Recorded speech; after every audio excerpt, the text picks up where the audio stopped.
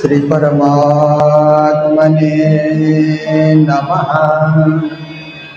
श्री गुरु चरण कमलेभ्यो नमः। आनंदकंदं प्रभुदेव चंद्रं व्रजे स्वरूपे न पुरा विजातं प्रवेश्य प्राप्तं प्रियप्राणनाथं परेशपूर्णं सततं नमामि। ब्रह्मप्रियाजा गरणाय जात सर्वस्वपाता भवसिन्धुत्राता विज्ञानदाता निजधर्मधाता दिनैकबन्धो शरणं प्रपद्ये। दिनैकबन्धो शरणं प्रपद्ये। मंगल कृष्ण प्रणाम है, मंगल धर्म प्रकाश है, मंगल सुंदर साथ है, मंगल धाम उजास है। मंगल सुंदर साथ है, मंगल धाम उजास। बोलो वृंदावन बिहारी लाल की, श्री सद्गुरु महाराज की, श्री प्राणनाथ प्यारे की, महारानी बाईचुराज की, महाराजा छत्रसाल की, श्री लालदास जी महाराज की, गुरु जी मंगलदास महाराज की, श्री कृष्ण प्रणामी धर्म की, तीनों रे धाम की, सर्व सुंदर साथ की। मन राज भजो, मन राज भजो, मन राज भजो, मन राज भजो, मन राज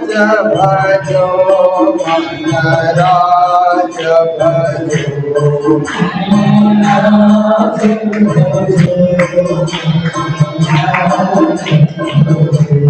मन राज भजो, अभिमान तजो, मन राज भजो, अभिमान तजो, मन राज भजो, अभिमान तजो, मन राज भजो, अभिमान तजो,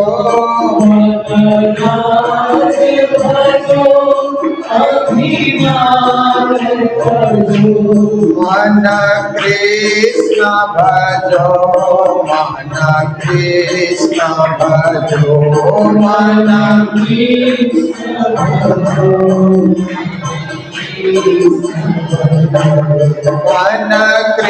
कृष्ण भजो, मन कृष्ण भजो, मन कृष्ण भजो, मन कृष्ण मन कृष्ण भजो, अब तृष्ण तजो, कृष्ण भजो, अब कृष्ण भजो, मन कृष्ण भजो, अब तृष्ण तजो, मन कृष्ण भजो, अब कृष्ण भजो, मन राज भजो, मन राज भजो।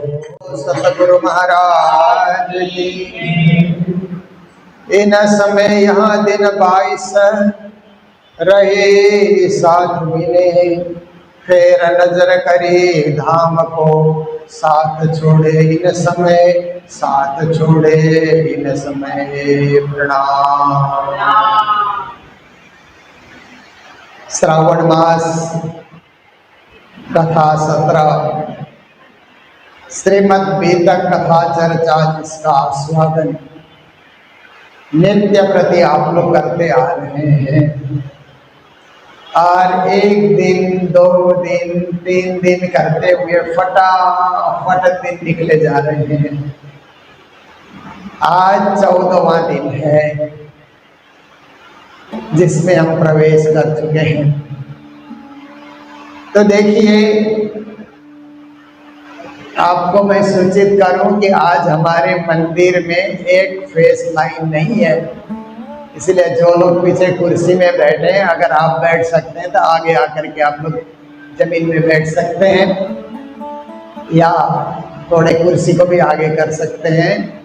जमीन में बैठने के लिए आपको सहूलियत हो तो, अन्यथा अभी जब बत्ती आएगी तभी ये सुविधा दी जाएगी। आप सुन रहे थे कि महामते स्वामी श्री प्राणनाथ जी महाराज विदेश की यात्रा करके 5 साल लगा आए। 2 साल घर में रहे, माता पिता की सेवा की। 2 साल राजनीति का कार्य करके दीवान पद उन्होंने स्वीकार किया। कुल 9 साल गुरु से दूर रहे, परंतु दिल से दूर नहीं रहे, केवल शरीर से दूर रहे। आत्मा तो गुरु चरणों में ही बैठी हुई थी। अब गुरु महाराज का आदेश हुआ, मेराज को बुलाओ, मेराज को बुलाओ। मेराज के बिना मेरी आत्मा परम धाम नहीं जा सकती। वो तो मूल दरवाजे के सामने खड़ी खड़ी रो रही है, ऐसा मुझे आभास होता है।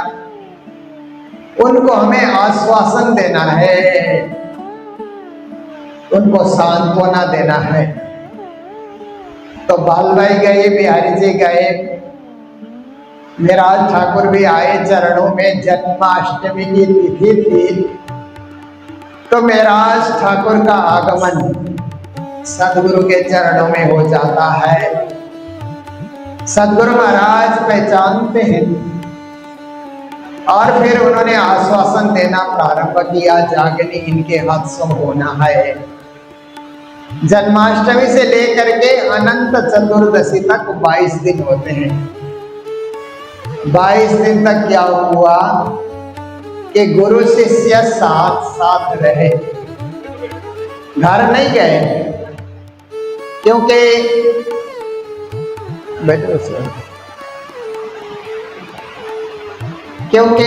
घर जाना भी एक एक पल बचा करके गुरु सेवा में समय देना चाहते थे। इसलिए गुरु की सेवा, गुरु की वाणी सुनना, उनका उपदेश सुनना, हृदयंगम करना, जीवन में धारण करना। और सदगुरु महाराज वे प्रसन्न चित्त होकर के ऐसा लगता है कि मेराज ठाकुर आने के बाद उनका स्वास्थ्य ठीक हो गया। तो सदगुरु महाराज भी कैसे जागने करना, कैसे धर्म का प्रचार करना। सदगुरु महाराज कहते हैं, मेराज ठाकुर, मैंने एक जगह बैठ करके धर्म का प्रचार किया है, वो है नौतनपुरी धाम। क्योंकि मेरे जीवन के 40 साल तो खोज करने में ही निकल गए। ब्रह्म तत्व की खोज, मत मतांतर में जाना, सबसे मिलना, सबसे बातें करना, 14 साल तक भागवत श्रवण करना। मेरी 40 साल की आयु तो उसमें बीत गई। इसलिए मैं पका पकाया, बना बनाया आहार तुमको दे रहा हूं। अब तारतम मिल चुका है, तारतम का उदय हो चुका है, इसको प्रवाहमान करना। देखिए, हिमालय में भी पानी होता है, मानसरोवर में भी पानी है, जल है। देखिए लोग कितना कष्ट उठा करके मानसरोवर जाते हैं ना, वहां नहाने के लिए, पवित्र बनने के लिए।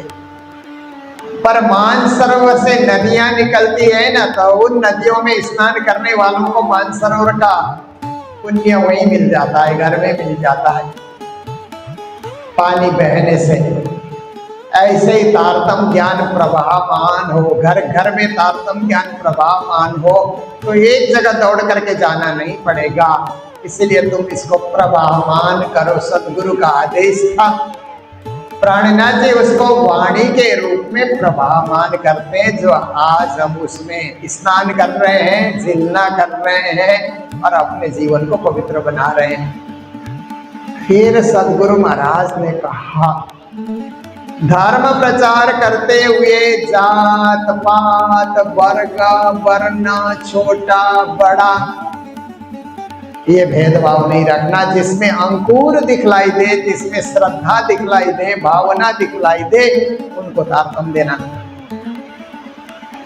तो इस प्रकार से, क्योंकि हिंदू समाज उस समय जात पात से भी जकड़ा हुआ था, ऊंच नीच से भी जकड़ा हुआ था, क्योंकि हिंदू समाज में क्या हुआ कि अनरिपेरेबल डैमेज कहते हैं ना, ऐसा डैमेज कि जिसका रिपेयर नहीं हो सकता। ये कार्य क्या हुआ कि वर्णाश्रम व्यवस्था, जिस दिन से वर्णाश्रम व्यवस्था इस समाज में लागू किया गया कि ये ब्राह्मण है, ये क्षत्रिय है, ये वैश्य है, ये शूद्र है, यहाँ तक तो ठीक ही था।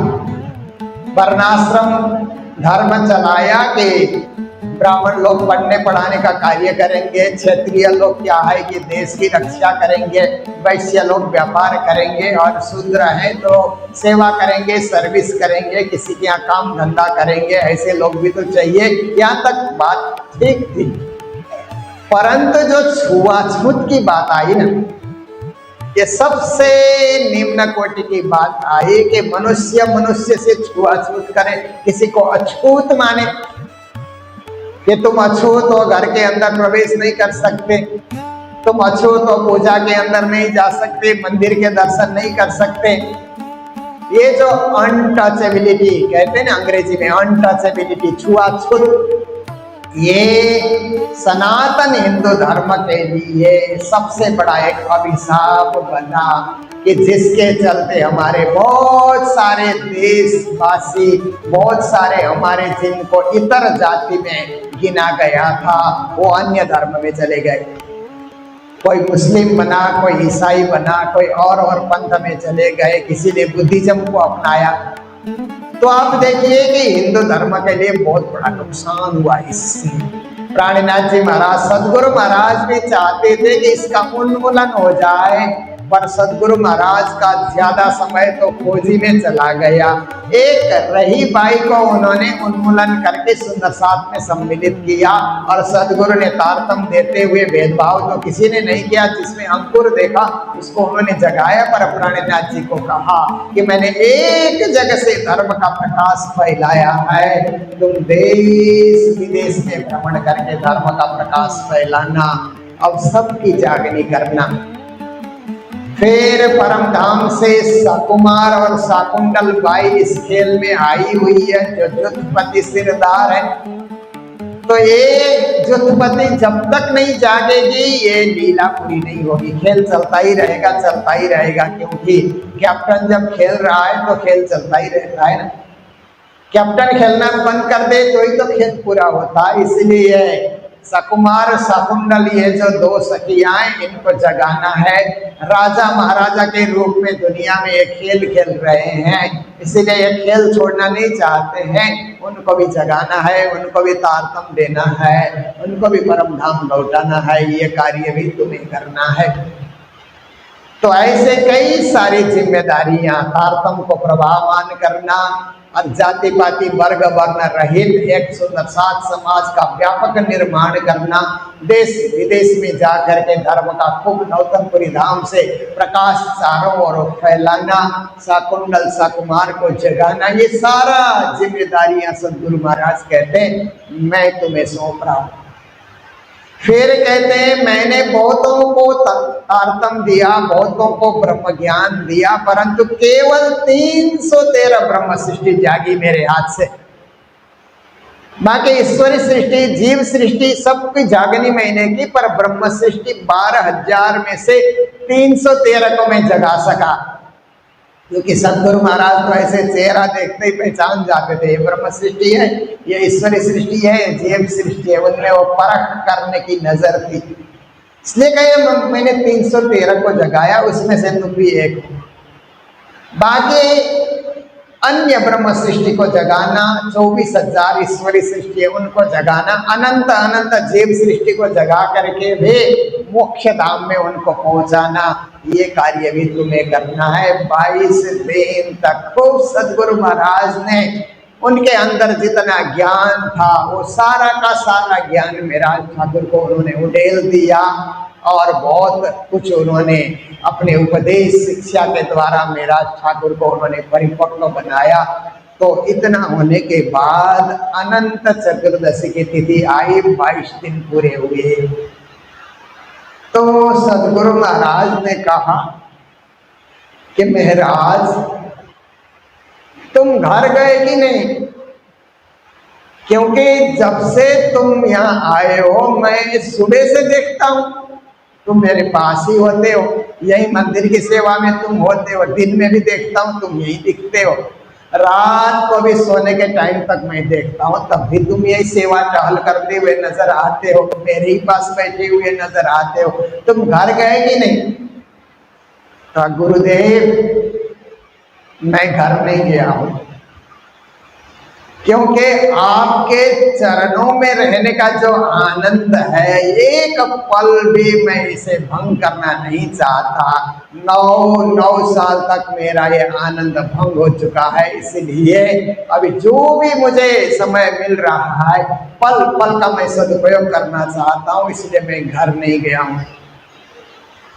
घर तो जाना चाहिए, घर वाले भी तुम्हारी प्रतीक्षा कर रहे होंगे, घर में भाई लोग प्रतीक्षा करते होंगे, भाभी लोग प्रतीक्षा करती होंगी, फूल भाई प्रतीक्षा करती होंगी, घर तो जाना चाहिए।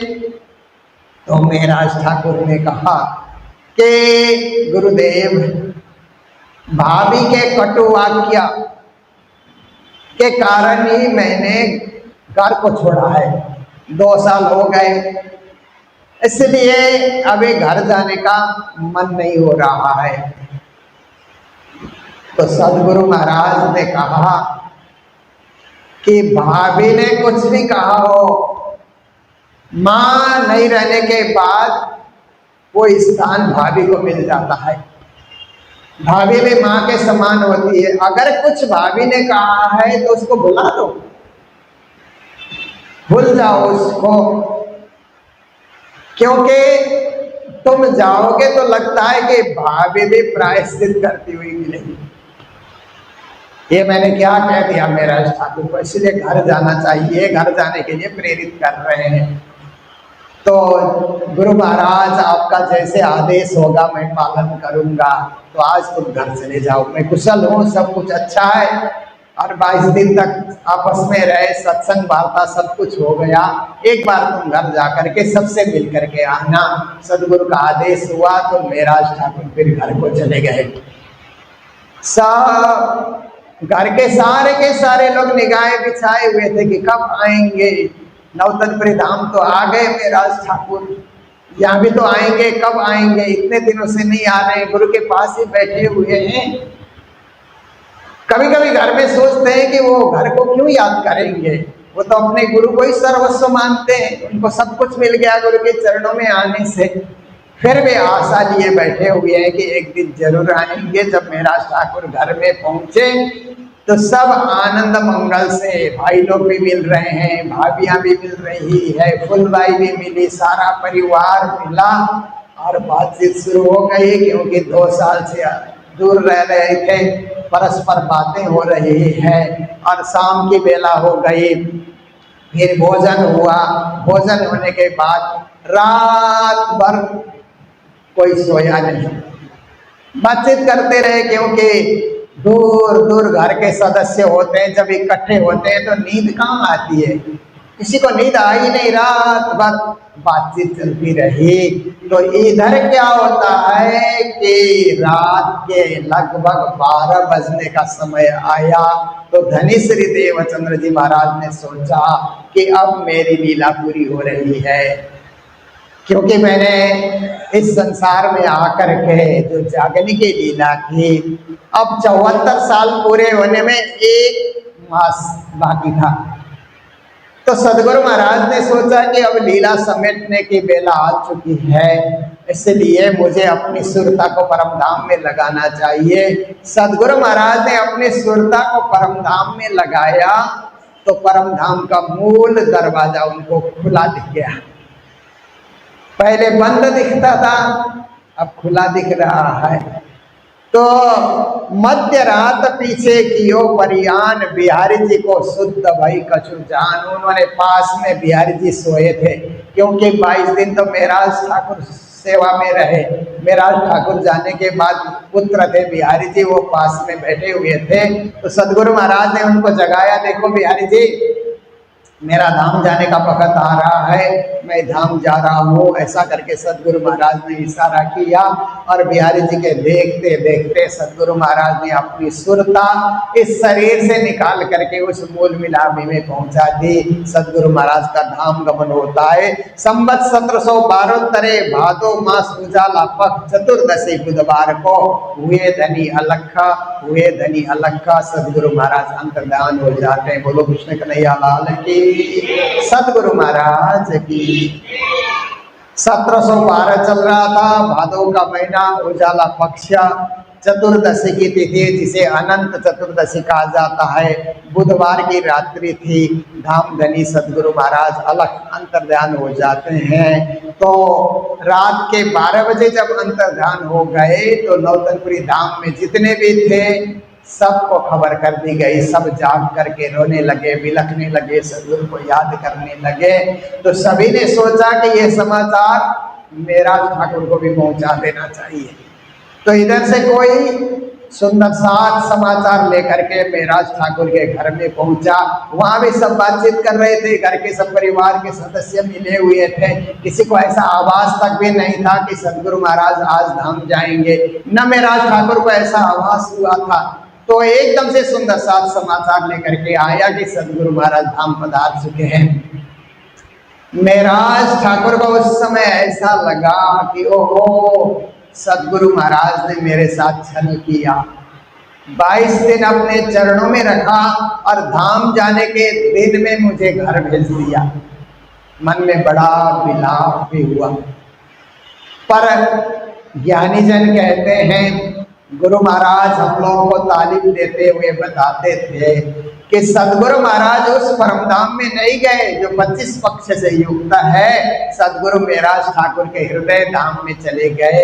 इसलिए मेराज खुश हो गए तो धाम का दरवाजा खुल गया। मेराज नाराज थे तो धाम का दरवाजा बंद था, क्योंकि जागनी और करनी है, जागनी करना और बाकी है। इसलिए मेराज के हृदय धाम में सदगुरु प्रवेश करते हैं। पर प्रत्यक्ष रूप से सशरीर सदगुरु के दर्शन न होने का जो दुख है, वो पीड़ा, वो कष्ट मेराज को सता रहा है। तो घर से ही मेराज ठाकुर फिर ओही ओही करती फिरूं और करूं हाय हाय, प्योजे बिछुआ क्यों समूह, जिबरा टुक टुक हो न जाए। ये चौपाइया गाते हुए घर से निकलते हैं कि मुझे ओहो आहा ऐसे करके मुझे रोना आ रहा है और मैं हाय हाय करके, हे मेरे सदगुरु महाराज आप नहीं रहे, आपका स्वरूप नहीं रहा, अब ये वाणी हमें कौन सुनाएगा, ये उपदेश कौन देगा, आपका स्थान खाली हो जाएगा। ऐसा सोच करके हम हाय हाय करके विलाप भी कर रहे हैं।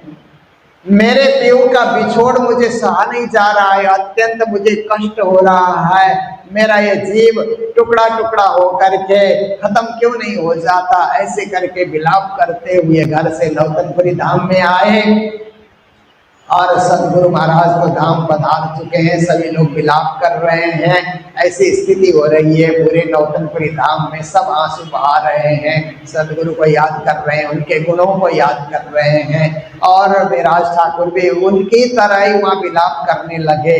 फिर सबने विचार किया कि अब विलाप करके नहीं, अब सदगुरु के अंत्येष्टि करना चाहिए, क्योंकि धाम पधार गए।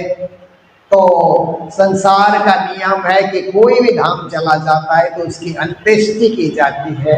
इसलिए सदगुरु महाराज को भी यहाँ से लेकर के चले और जहाँ उनके माता पिता की समाधि, या माता पिता को जहाँ अंतिम संस्कार किया था वहीं सदगुरु महाराज ने नवदेवरी मंदिर बनाया था, आज भी मौजूद है। अपने माता पिता की याद में परम धाम के हौज कोसर के उस नवदेवरी का जो घाट है उसको स्मरण करके वहां पर मंदिर बना हुआ है। तो उसी के बगल में सदगुरु महाराज को संस्कार करने के लिए सुंदर साथ ले करके गए, और ले जाने के बाद उन्होंने सोचा कि अग्नि संस्कार किया जाए। ऐसा सोच करके चंदन की लकड़ियां और सब जो भी व्यवस्था होती है सब व्यवस्था करके सदगुरु महाराज का शरीर उस चंदन की लकड़ी के ऊपर जैसे ही सजाया और अग्नि जलाने के लिए तैयारी हो गई। तो ऐसे समय में सदगुरु का शरीर तो वहां किसी को दिखा नहीं, एक फूल का ढेर उनको दिखा। फूल का ढेर है वहां पर और फूल की सुगंधी आ रही है, ऐसा सुंदर साथ को अनुभव हुआ। और इसी प्रकार सदगुरु का अंतिम संस्कार होने के बाद सब लोग फिर अपने अपने घरों में लौट करके आ जाते हैं। सबके जीवन में अब क्या है कि वियोग का दुख और एक सन्नाटा सर्वत्र छाया हुआ है। तो 1 महीने व्यतीत हो गए, कोई नौतनपुरी धाम जाता ही नहीं है। महाराज अपने घर में बैठे हैं, सारे सुंदर साथ गांधी भाई का अपना घर वहाँ सब बैठे हुए हैं, बाकी सब 313 जागे हुए सुंदर साथ अपने घर बैठे हैं। किसी का मन ही नहीं करता कि हम मंदिर जाएं। मंदिर जाते ही सदगुरु धनी श्री देवचंद जी की याद सताने लगती है। यहाँ सदगुरु का आसन है, यहाँ सदगुरु महाराज विराजमान होकर प्रवचन करते थे, यहाँ सदगुरु महाराज परमधाम की चर्चनी सुनाते थे। यह जमुना जी उन्होंने प्रकट किया, ये खिजड़ा का वृक्ष परमधाम के बड़बन को याद करके उन्होंने यहाँ पर बोया। हर एक चीज सदगुरु की निशानियां वहां पर दिखलाई देती है। उसको देख देख करके सबको रोना आता है, दिल भर जाता है। कैसे जाएं, मन ही नहीं करता है। 1 महीने तक सुनसान सन्नाटा छाया रहा नौतनपुरी धाम में, कोई जाता ही नहीं है। तो बालबाई सोचने लगी, महीना भर हो गया महाराज ठाकुर भी नहीं आते, कोई भी नहीं आता है, फिर यह सदगुरु का ज्ञान का प्रचार कौन करेगा। इतना बड़ा धर्म, इतना बड़ा परमधाम का सदगुरु ने तारतम महामंत्र का उदय किया और इतनी बड़ी जागनी के एक धाम को उन्होंने स्थापित किया। इसको कायम रखने के लिए तो सुंदर साथ को आना ही पड़ेगा, इकट्ठा होना ही पड़ेगा। तो बालबाई दौड़ करके महाराज ठाकुर के घर में पहुंचती और कहते, महाराज आपको क्या हो गया, धाम में आते ही नहीं, कोई नहीं आता है, वहां पर बहुत सुनसान छाया हुआ है। श्री देवचंद्र जी महाराज की गादी कोई छोटी मोटी गादी नहीं है। मसनंद श्री देवचंद्र जी के सो तो बड़ी बुजुर्ग का, सो खाली क्यों रहे, देखो हुक्म सामने हक का। कहा देवचंद्र जी महाराज की जो मसनंद है, जो गादी है, वो बहुत ही बड़ी गादी है, तारतम की गादी है, बुजुर्ग गादी है। वो खाली रहे, जाने से वहां पर सदगुरु का स्वरूप न दिखलाई दे, ये अच्छी बात नहीं है। इसलिए उस गादी में किसी को विराजमान तो करना ही चाहिए। तो धनी को याद करो, धनी के हुक्म को याद करो कि वहां पर किसी को विराजमान किया जाए। तो महाराज ठाकुर ने कहा, बालबाई जी किसको विराजमान करें। तो बालबाई जी तो शुरू से बिहारी जी के पक्ष में थी, क्योंकि उन्होंने उनका लालन पोषण किया था। लीलबाई तो धाम पधार गई, इसलिए बालबाई ने उनको बड़ा किया था, इसलिए मोह होना स्वाभाविक था। तो बालबाई ने कहा कि नाते की दृष्टि से देखा जाए तो गुरुपुत्र के रूप में बिहारी जी हैं, वही योग्य हैं। मेरा तो मत यही है कि बिहारी जी को उस गादी में बिठाया जाए। तो महाराज ठाकुर ने कहा, मैं सहमत हूं, मेरी सहमति है कि बिहारी जी हम में श्रेष्ठ हैं, अग्रगण्य हैं, गुरुपुत्र हैं, योग्य भी हैं, उनको वहां पर बिठाया जाए। और जब बिहारी जी को हम सब मिलकर के गादी में बिठाएंगे ना, तो सबसे पहले मैं प्रणाम करूंगा उनको।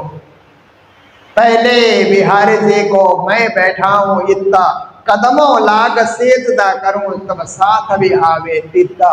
उनको गादी में विराजमान करके मैं सबसे उनके चरणों में प्रणाम करूंगा। सब सुंदर साथ में प्रणाम करेंगे। बिहारी जी गुरु के रूप में पूजनीय बन जाएंगे। फिर प्रचार प्रसार प्रारंभ हो जाएगा, अच्छा काम शुरू हो जाएगा। संवत 1712 आसो महीने में सब सात को खबर पहुंचे श्री मेराज से। मेराज जी ने सबको खबर कर दिया, सुंदर साथ सबको नौतनपुरी धाम आना है।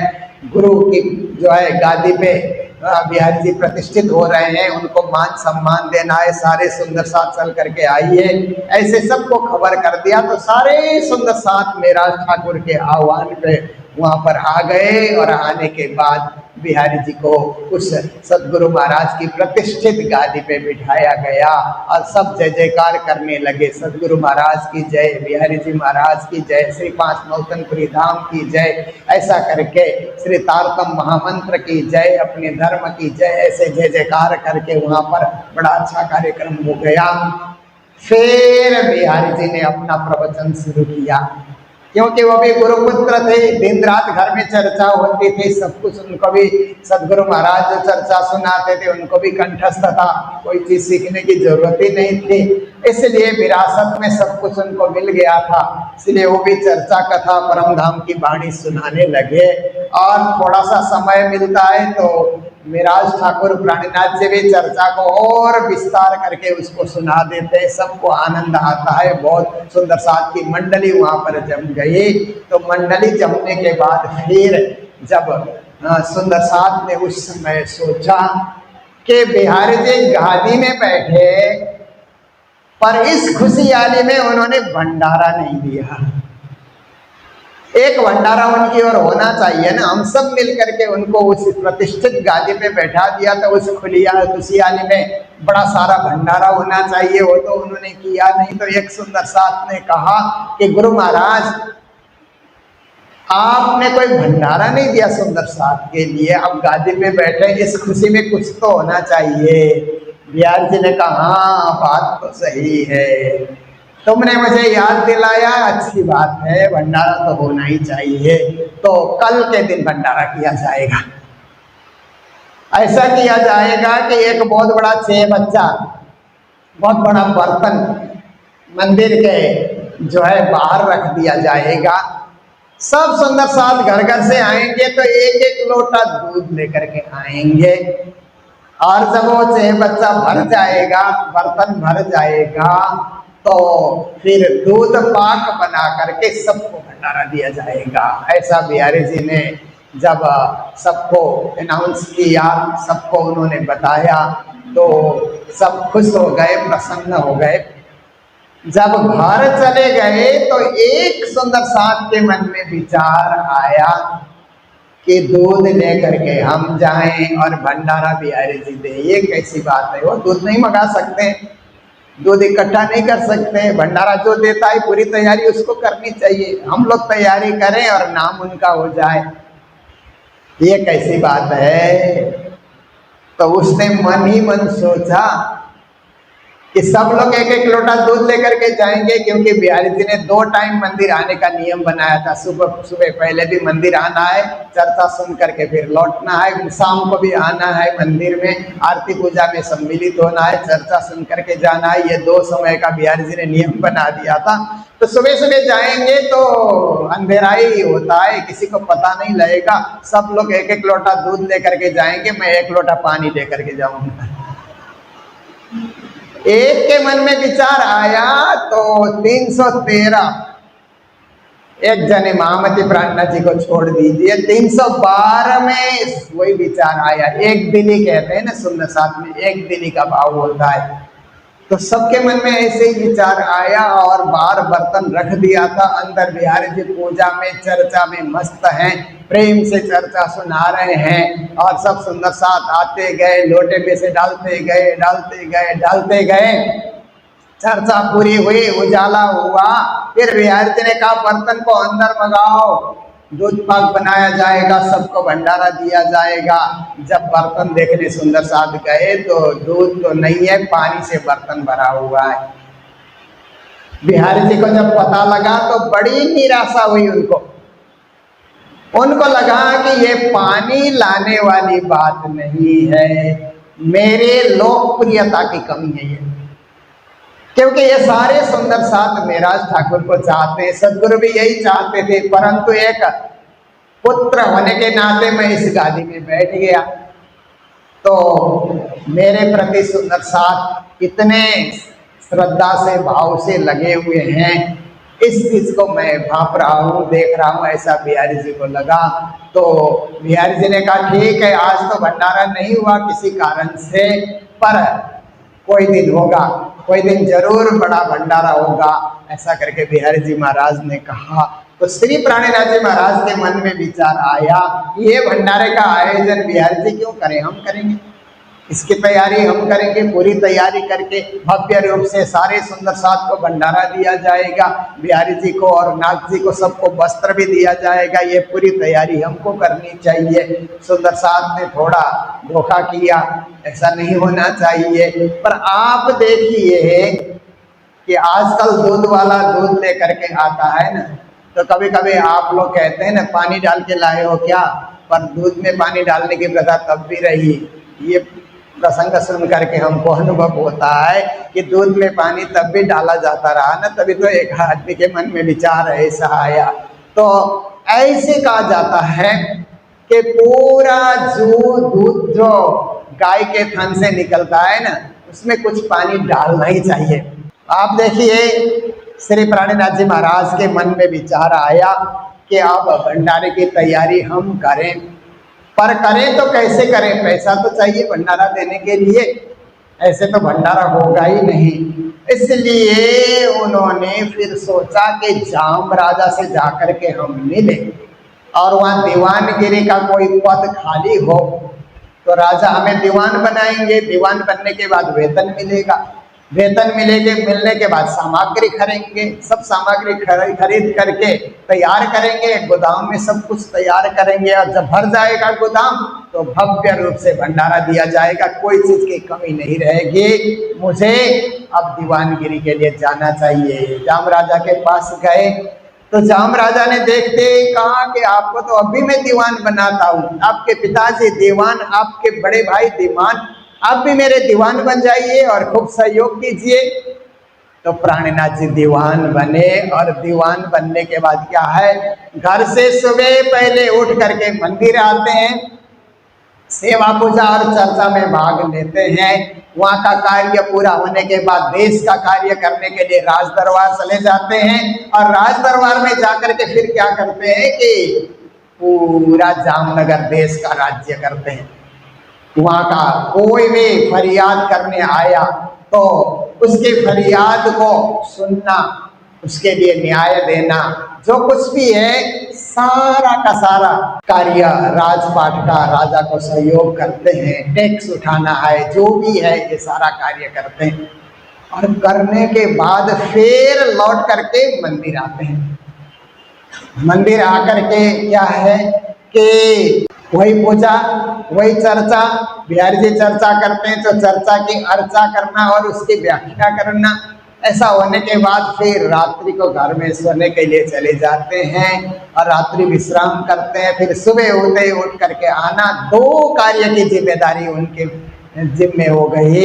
एक तो धर्म का कार्य करना, बिहारी जी को सहयोग करना, सदगुरु का ज्ञान व्यापक बनाना, दूसरा जामनगर राजा को मंत्री के रूप में खूब सहयोग करना और जामनगर को उन्नत बनाना, समुन्नत बनाना। देश के लिए भी कार्य कर रहे हैं, धर्म के लिए भी कार्य कर रहे हैं, दो जिम्मेदारी उनके सिर में आई। तो बिहारी जी ने कड़ा नियम बनाया कि हर सुंदर साथ को 2 समय के चर्चा प्रवचन में आना ही होगा।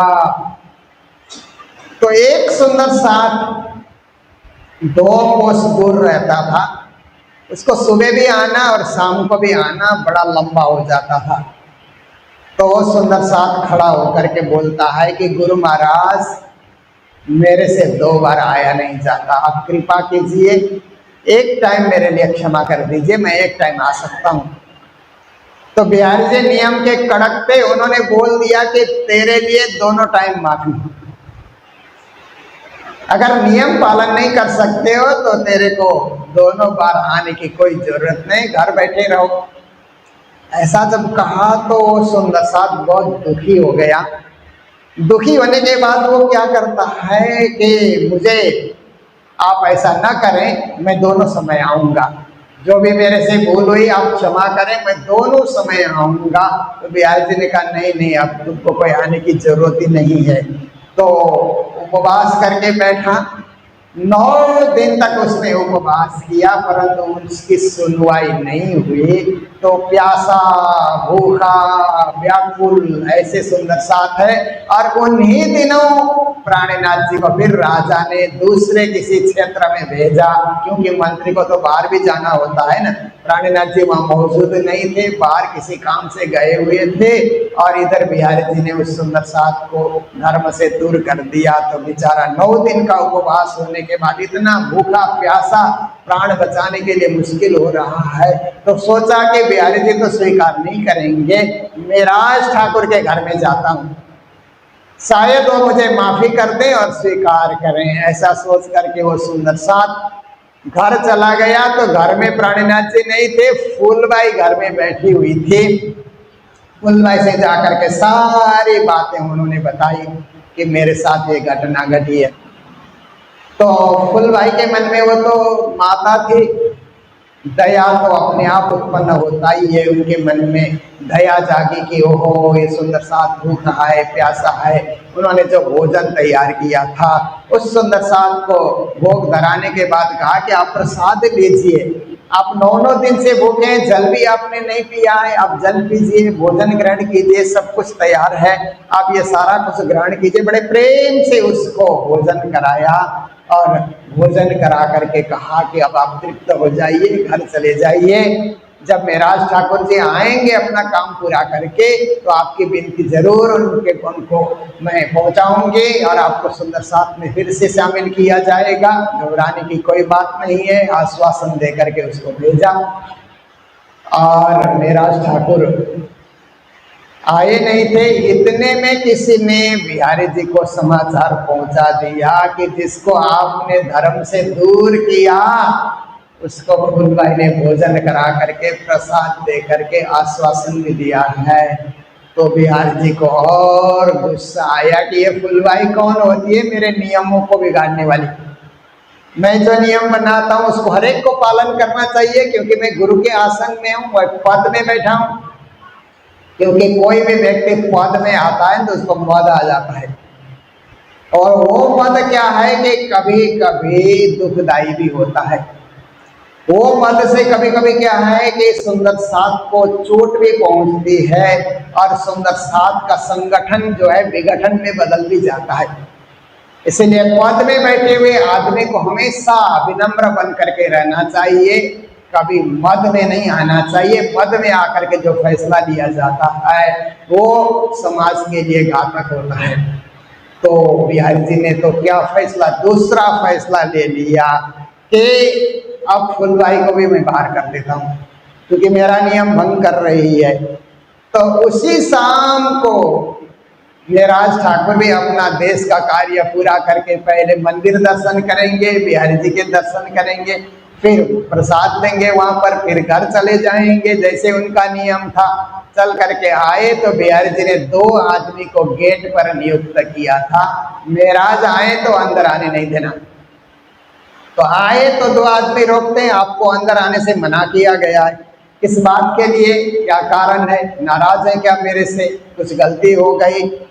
तो कहा कि कुछ बात जरूर है, हम बिहारी जी से पूछते हैं, वो अनुमति देंगे। तो कहा कि मेरी प्रार्थना उन तक पहुंचाओ, मैं उनसे मिल करके बातें करना चाहता हूँ, कोई समस्या हुई है तो उसको सुलझा लिया जाएगा। अंदर गए तो बिहारी जी ने कहा कि मैंने जिसको दूर किया धर्म से, उसको तुम्हारी पत्नी ने भोजन कराया, इसलिए या तो धर्म को रखो या धर्म पत्नी को रखो, दोनों चीज को नहीं रख सकते एक साथ। धर्म को रखना है तो तुम धर्म पत्नी का त्याग कर दो, और धर्म पत्नी को रखना है तो धर्म का त्याग कर दो, क्योंकि मैंने जो नियम बनाया उसको भंग करने वाली फूलबाई, अब वो फूलबाई को उसको भी मैंने बाहर कर दिया है। तो मेराज ठाकुर तो धर्म संकट में पड़ गए। ये भी एक परीक्षा की घड़ी थी। ये सब लीला है, आप लोग सुन रहे हैं, परंतु ये सारी लीला है। तो देखिए कि मेराज ठाकुर ने उस समय विचार करके कहा कि धर्म पत्नी तो एक जन्म के लिए होती है, पर धर्म तो जन्म जन्म के लिए होता है। कोई धर्म को कैसे त्याग सकता है? इससे अच्छा है कि उन्होंने मेरे सामने 2 सवाल रखे हैं, तो मैं इनको यही कह दूं कि मैं धर्म पत्नी को त्यागने के लिए तैयार हूं, धर्म कभी नहीं छोड़ूंगा। जब ये बात प्राणनाथ जी ने बताई तो बिहारी जी ने कहा कि ठीक है। तो श्री प्राणनाथ जी ने फूलबाई को खबर भेज दिया कि बिहारी जी ने ये सब सवाल रखे, इसलिए मैंने तुमको त्याग दिया है। तुम अब अपने हिसाब से रहो, अपने घर में रहो, और हम अपने ढंग से यहाँ पर रहेंगे, मंदिर की सेवा करेंगे, देश का कार्य करते रहेंगे। मेरे ऊपर बहुत बड़ा धर्म संकट था, इसीलिए मुझे ये निर्णय लेना पड़ा। फूलबाई को लगा, वो पतिव्रता नारी थी, उनको लगा कि पति ने मुझे छोड़ दिया, त्याग दिया है, तो इसका मतलब है कि अब मैं अन्न जल ग्रहण करके या सब करके मैं भी नहीं रहूंगी। उन्होंने त्यागा है तो मैं भी अब त्याग की भावना लेकर के मैं भी जब तक जिंदा रहूंगी बस उनकी याद करते हुए और उस महामंत्र का जाप करते हुए मैं रहूंगी। उन्होंने भी अन्न जल सब छोड़ दिया। 6 महीने तक जीवित रही। जब 6 महीने पूरे होने आए तो उन्होंने एक पत्र श्री प्राणनाथ जी को लिखा कि हे पतिदेव, हे प्राणेश्वर, हे प्राण वल्लभ, अब शरीर में प्राण अब नहीं रहेगा। अब ऐसी स्थिति आ चुकी है कि प्राण निकलने वाले हैं। तो मेरे प्राण निकलने के बाद मुझे जब अंतिम संस्कार किया जाएगा, शायद आप नहीं पधारेंगे, पर अंतिम संस्कार होने के बाद जो राख बचेगी उसमें आकर के आप अपना पवित्र चरण रखना ताकि मुझे शांति मिले। पत्र पढ़ने के बाद महाराज ठाकुर विचार कर रहे थे। उनको पता लगा धाम गमन हो चुका है, फूलबाई का अंत्येष्टि भी हो गई। फिर अकेले जहाँ पर उनको अग्नि संस्कार किया गया था वहां जाकर के प्राणनाथ जी चरण रज रखते हैं तो एक ज्योति वहां से निकल करके प्राणनाथ जी के अंदर आकर के समाने की कोशिश करती है। तो श्री प्राणनाथ जी महाराज कहते हैं, फूलबाई, तुम्हारे मन में सुंदर साथ की सेवा करने की भावना थी ना, वो भावना तुम पूरी करोगी।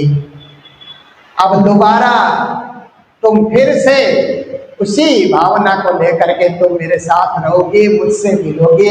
मेरा वरदान है कि तुम्हारी भावना जो है वो अधूरी नहीं रहेगी, वो अवश्य पूरी होगी। तुम किसी न किसी रूप में मुझसे मिलोगी। ऐसा करके श्री प्राणनाथ जी महाराज ने कहा, ये शरीर नहीं रहा तो क्या है, दूसरा शरीर तुमको मिलेगा और तुम इसी प्रकार सेवा में तुम खड़ी रहोगी। इतना श्री जी ने कहा और लौट करके आए। तो इधर क्या होता है कि देश का कार्य तो कर ही रहे हैं श्री प्राणनाथ जी महाराज। सोचते हैं कि एक भंडारे की तैयारी करें तो जो कुछ वेतन में उनको पैसा मिलता था उससे उन्होंने क्या किया कि वो पैसे से चावल है, दाल है, चीनी है, मसाले हैं और कपड़े लगते हैं और वो कुछ भी भंडारे में जो सामान चाहिए 4 जने को उन्होंने नियुक्त किया कि तुम लोग क्या क्या चीज की जरूरत है मुझे बताते जाना, मैं सब सामान खरीद करके गोदाम में भर देता हूँ। पूरी तैयारी हो जाएगी, उसके बाद बड़ा भंडारा होगा, आनंद आएगा। नौतनपुरी धाम में सदगुरु को याद किया जाएगा, जय जयकार किया जाएगा।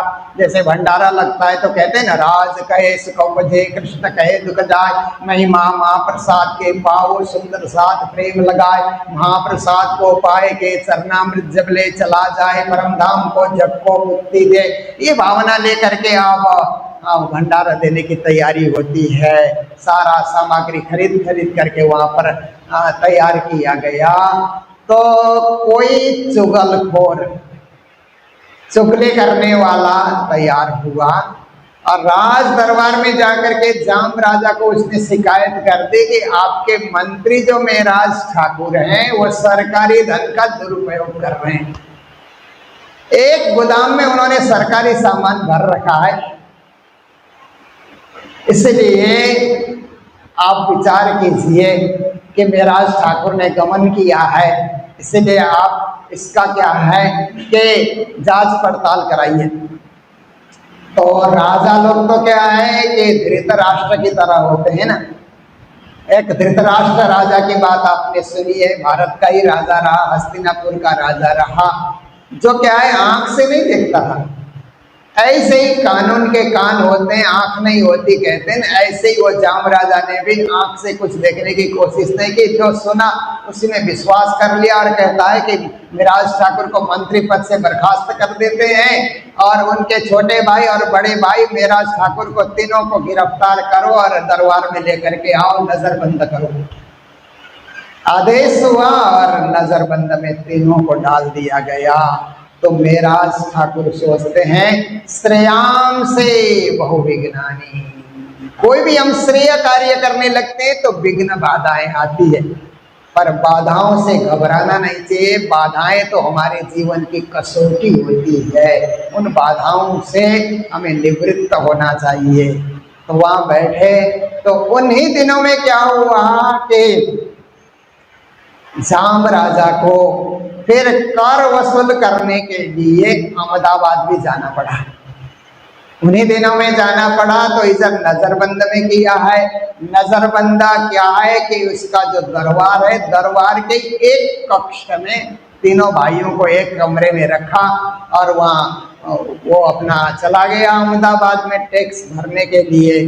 तो ऐसे समय में क्या होता है कि श्री प्राणनाथ जी महाराज मन ही मन सोचते हैं कोई बुरा तो नहीं किया था, जो वेतन में मिला उसी ने मैंने सब सामग्री खरीदा था, सरकारी धन का दुरुपयोग तो हमने किया ही नहीं।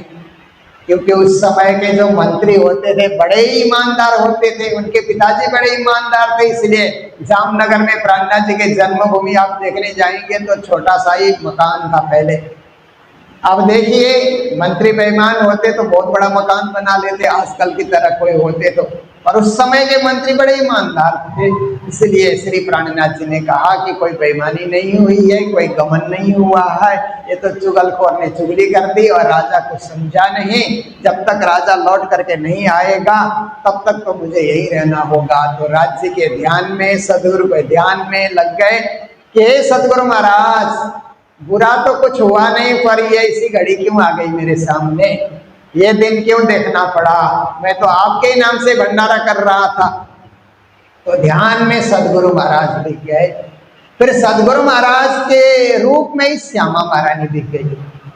जब श्यामा महारानी के दर्शन हुए तो उस समय प्राणनाथ जी के मुखारबिंद से चौपाइयां उतरने लगे।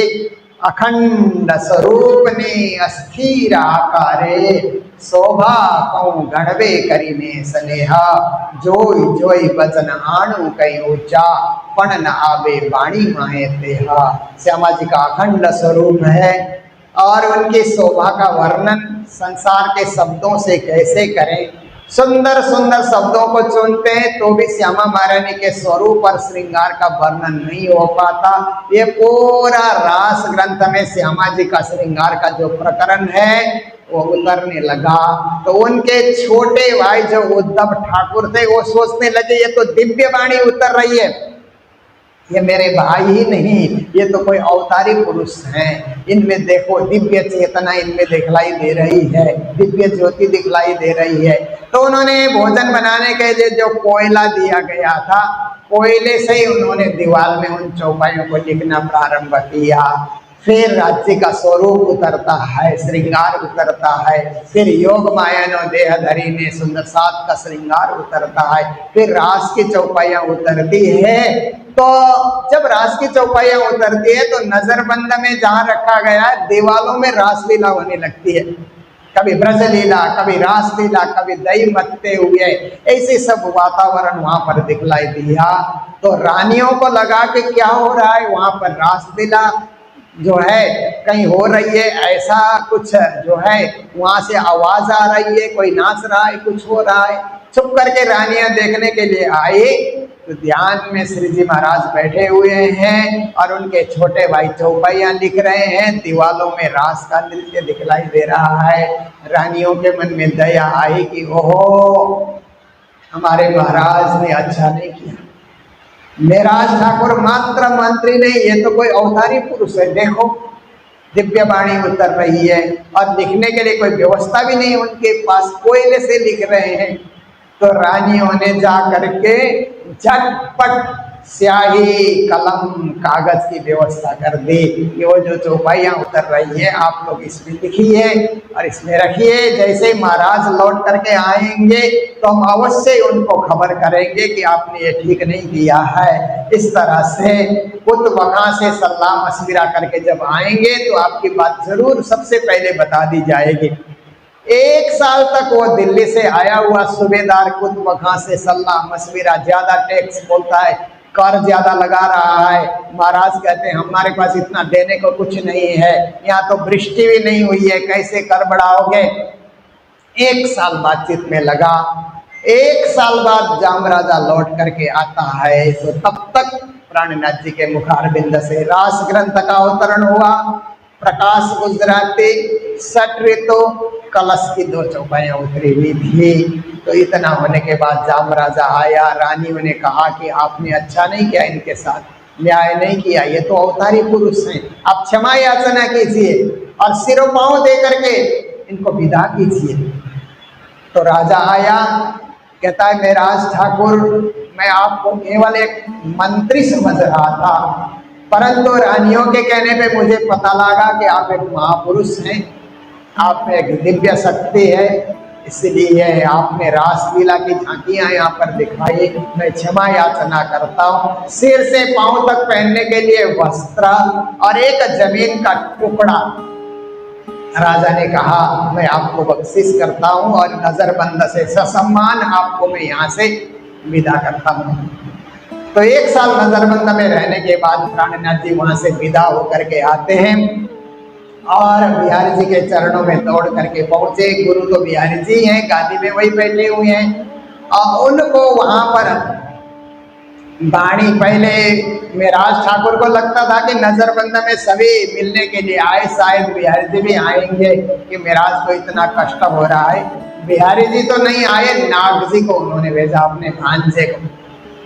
तो ऐसे समय में मेराज ठाकुर को ऐसा अनुभव हुआ कि गोपियां सोचती थी कि मथुरा जाने के बाद कृष्ण लौट करके आएंगे, कृष्ण तो नहीं आए, उद्धव को भेजा ना। तो गोपियों ने उद्धव को बहुत सुनाया भी। तो ऐसे ही या नाग जी आए तो प्राणनाथ जी को भी ऐसा ही अनुभव हुआ। फिर खुद दर्शन करने गए तो कुछ चौपाइयाँ बिहारी जी ने पढ़ी, ये सब चौपाइयाँ उतरी हुई है राज्य की वाणी। पढ़ने के बाद बोलते हैं कि हम मौखिक प्रचार करते हैं, सदगुरु ने भी मौखिक प्रचार किया है, इस वाणी की अभी कोई जरूरत नहीं, इसको रख देते हैं, आप भी मौखिक प्रचार कीजिए, मैं भी ऐसा करता रहूंगा। पर उद्धव ठाकुर ने क्या किया था कि एक बिहारी जी को चढ़ाने के लिए एक अपने लिए उद्धव जी ने तैयार किया था। आज हम जो स्वरूप साहिब पढ़ रहे हैं वो उद्धव प्राणनाथ जी के छोटे भाई की कृपा है कि हम लोग वही वाणी पढ़ रहे हैं जो बिहारी जी ने छुपा दिया था, परंतु हमारे लिए उद्धव जी ने सुरक्षित रखा। तो इस प्रकार श्री प्राणनाथ जी महाराज फिर अब क्या करते हैं कि राजा ने सिरों पाँव दिया है तो एक जमीन का टुकड़ा भी उन्होंने जूनागढ़ में दिया था। तो मैं बेतक करते हुए सोचता था कि जूनागढ़ में जमीन कहाँ से मिली। जूनागढ़ में तो नवाब का राज था उस समय, पर एक नवाब की बहन से जाम राजा ने शादी की थी, मुस्लिम पत्नी थी जाम राजा की, जिसकी समाधि आज आप वो जामनगर में जो तालाब है ना वहाँ पर जाएंगे तो वहाँ एक दरबार है, वहाँ एक समाधि पड़ी है, उनकी मुस्लिम पत्नी थी। तो बहन का विवाह जाम राजा से हुआ तो एक जमीन का टुकड़ा वही जूनागढ़ में नवाब ने दिया था जो खाली पड़ा था वर्षों से। जाम राजा ने वही बख्शिश किया था कि मेराज ठाकुर तो चतुर व्यक्ति हैं, जाएंगे तो जनता को लेकर के जाएंगे, वहाँ आबाद करेंगे। तो प्राणनाथ जी भी बहुत सारे वहाँ के घनशाली जाति के लोगों को साथ लेकर के वहाँ से जाते हैं और उस भूमि को आबाद कर देते हैं। इस बीच जाते हुए बीच में जब धोराजी होकर के जाते हैं तो धोराजी में फिर बाईजूराज से मुलाकात होती है। ये प्रसंग कल का रहेगा क्योंकि ये मार्मिक प्रसंग है। बाईजूराज एक तरफ विदा होती है तो दूसरी तरफ फिर आ ही जाती है, सेवा के लिए उपस्थित हो ही जाती है। ये प्रसंग आप लोग प्रेम से सुनते रहेंगे। तो आज यही विश्राम दे रहे हैं। आज का समय भी लगभग होने आ रहा है। आज के दिन जो सेवाएं आई है, हमारे जो सुखदेव पंडित जी थे, छोटे से पंडित जी यहाँ भी आते थे जाते थे, वो काफ़ी बीमार रहे और उनका आज से 13 दिन पहले दुआगढ़ी में धाम गमन हो गया। तो सब जगह उनके नाम से सभी सुंदर साथ में भंडारा पारायण इत्यादि किया। तो यहाँ भी हम लोगों ने आज भंडारे की सेवा उनके नाम से दी। तो आज की सेवा मुझे भी उनके नाम से भंडारा देने का मौका मिला और हमारे आशीष देव जी ने भी उनके नाम से भोग की सेवा दी है। और उदयपुर से मीना, कमलेश जी और दिव्या की ओर से भी भोग की सेवा हमें प्राप्त हुई है। मंजू अग्रवाल, ललिता सोनी, संजू पोद्दार की ओर से भी भोग और प्रसाद की सेवा प्राप्त हुई है। सभी को मंगल बधाई, मंगल कामनाएं देते हुए और सुखदेव जी हमारे पंडित जी के प्रति श्रद्धांजलि व्यक्त करते हुए अभी के प्रसंग को ये विराम दे रहे हैं। जय जयकार के साथ बोलो सतगुरु महाराज की, श्री प्राणनाथ प्यारे की, सर्व सुंदर साथ की। अखंड स्वरूपने अस्थिराकारे,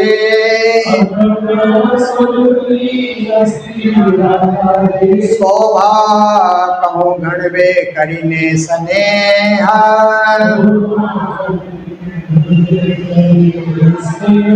जोई जोई बचना आणु कई ऊंचा, बड़ा न आवे बाड़ी माहे तेहा, बड़ा न आवे बाड़ी माहे तेहा। बोलो श्री प्राणनाथ प्यारे।